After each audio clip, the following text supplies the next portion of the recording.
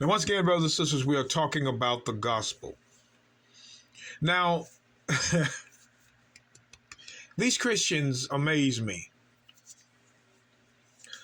Their philosophy embedded in them. But again, we do things by chapter and verse. Now, we're at Romans 10:15.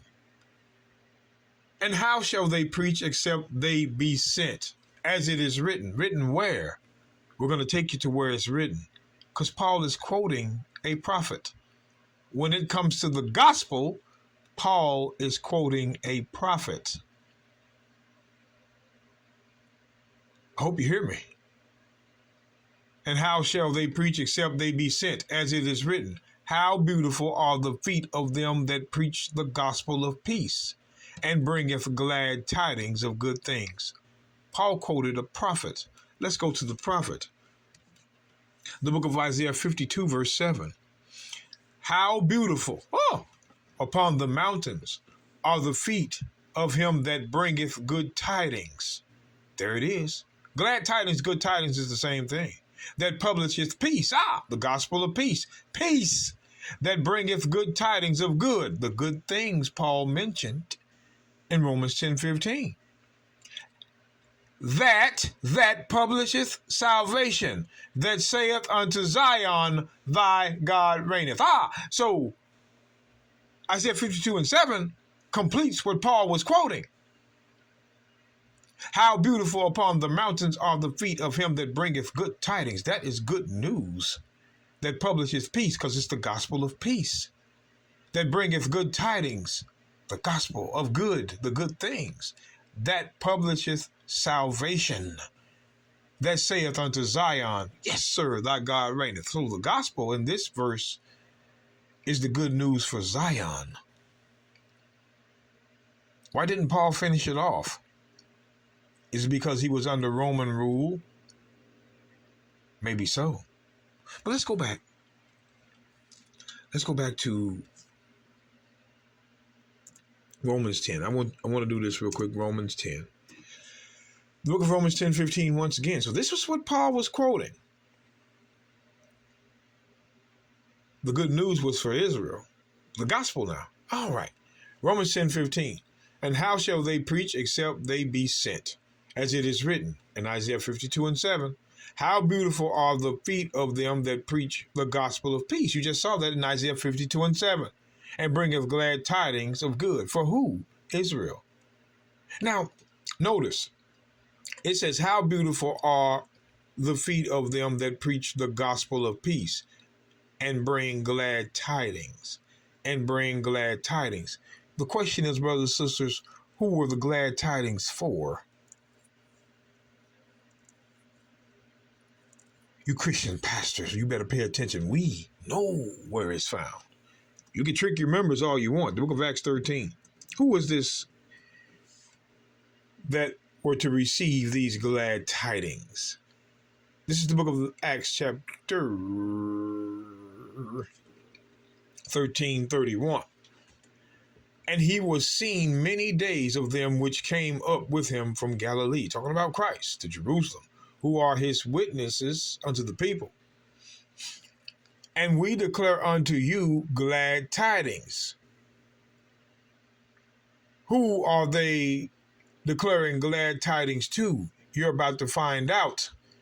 And we declare unto you glad tidings. How that the promise which was made unto the fathers. Looks like here the gospel is for Israel. Glad tidings was for Israel, according to this verse. And we declare unto you glad tidings, how that the promise which was made unto the fathers, God hath fulfilled the same unto us, their children. So the gospel was for the fathers to the children, from the fathers to the children. The glad tidings that was made by promise unto the fathers, God hath fulfilled the same unto us, their children. So the gospel went from the fathers to the children, and that he hath raised up the Messiah again. Hey, man, this is the same thing that is written in 1 Corinthians 15:1-4.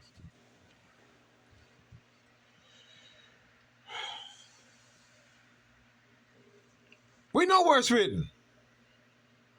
As it also is written in the second Psalm, thou art my son, this day I have begotten thee.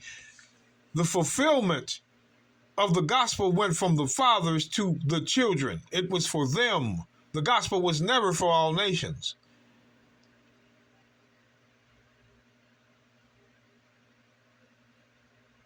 Nahum 1:15.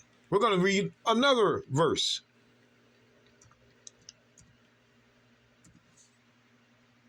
Nahum 1. We do not have to lie to you, brothers and sisters, but like we say, it says, Nahum 1:15, behold upon the mountains, same mountains Paul talked about in Romans 10:15. Behold upon the mountains the feet of him that bringeth good tidings, that publisheth peace. The same thing Paul said. It's written here too, because Nahum got it from Isaiah. Isaiah existed before Nahum. The prophets were subject to the prophets, brothers and sisters. It does not change. Behold, upon the mountains the feet of him that bringeth good tidings, that publisheth peace. O Judah, keep thy solemn feast. Woo. Perform thy vows for the wicked. Who is the wicked? For the wicked. Who is the wicked? Who is the wicked? Psalms chapter 9. We're going to come back here. Psalms chapter 9. We're going to show you who the wicked are.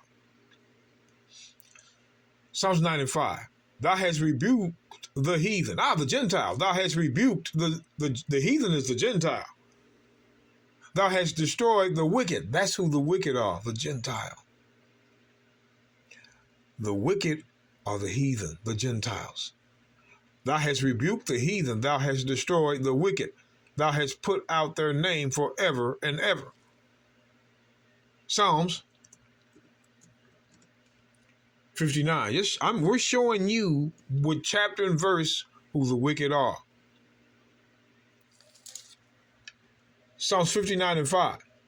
Thou therefore, O Lord God of hosts, the God of Israel, awake and visit all the heathen.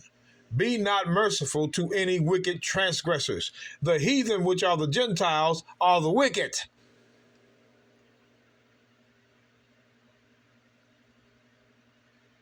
The Gentiles are the wicked, and those Israelites that follow behind them are also the wicked. We're defining the wicked. Nahum chapter 1.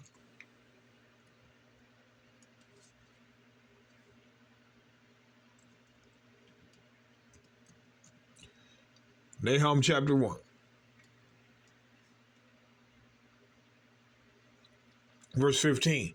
Behold upon the mountains the feet of him that bringeth good tidings, that publisheth peace. O Judah, keep thy solemn feast, perform thy vows, for the Gentiles shall no more pass through thee, for he is utterly cut off. That was the good news, that the Gentiles will be cut off and Israel will be saved. The Gentiles will no more come into that land. If we perform our vows that we're supposed to as a people, the wicked will be cut off. That was the good news. But no, guess what the Christians say? No, we don't want to read that. We don't want to read that. We don't want to read that. We want to read Mark chapter 16.